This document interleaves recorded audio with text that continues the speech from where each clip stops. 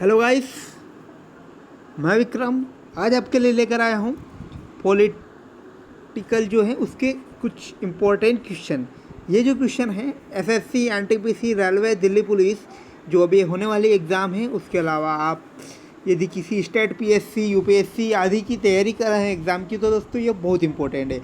और जो Indian polity है इसके जो ये बनने वाले कुछ इंपॉर्टेंट क्वेश्चन हैं ये बहुत ज़्यादा इंपॉर्टेंट है। तो आज हम उन क्वेश्चन के बारे में चर्चा करेंगे जो पिछले कुछ एग्ज़ामों में भी पूछे जा चुके हैं।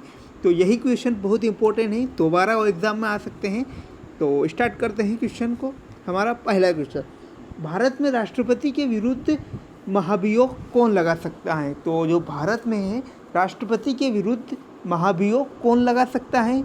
तो ऑप्शन है संसद, उच्चतम न्यायालय, प्रधानमंत्री या मंत्रिमंडल। तो इसका जो आंसर है दोस्तों संसद। भारत में राष्ट्रपति के विरुद्ध जो महाभियोग है वह हमारी संसद लगा सकती है। नेक्स्ट,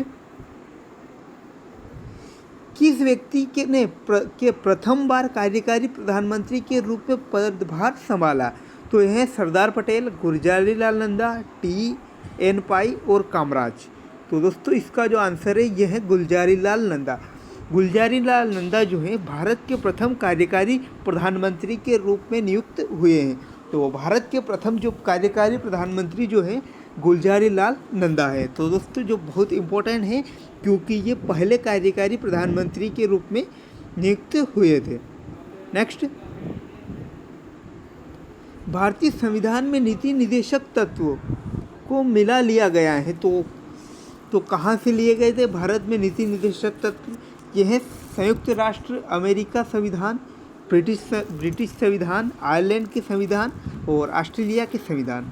तो ये है आयरलैंड के संविधान। भारत के जो संविधान में नीति निर्देशक तत्वों को महत्वपूर्ण स्थान दिया गया है, इसको जो है आयरलैंड के संविधान से भारत में सम्मिलित किया गया।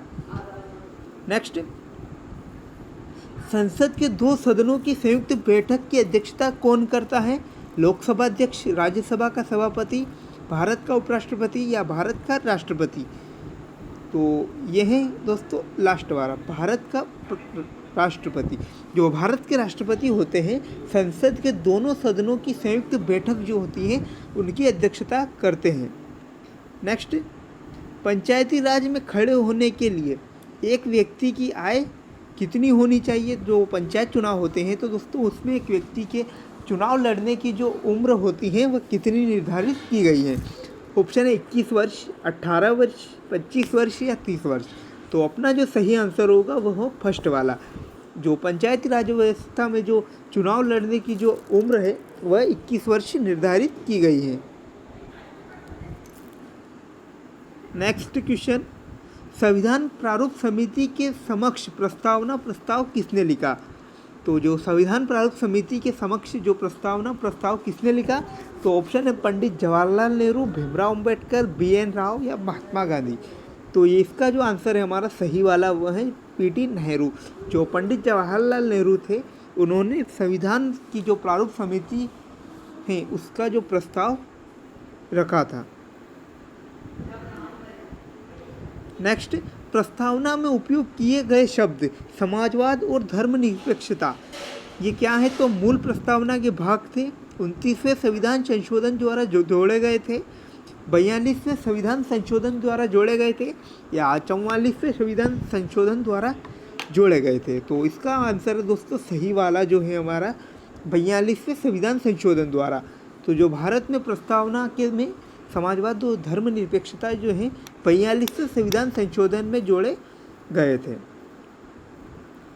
नेक्स्ट क्वेश्चन, पंचायती राज की त्रिस्तरीय समिति का गठन किसके द्वारा किया गया? यह है बलवंत राय समिति, अशोक मेहता समिति, विश्वेश्वरैया या सिंघवी समिति। तो इसका जो आंसर है ए।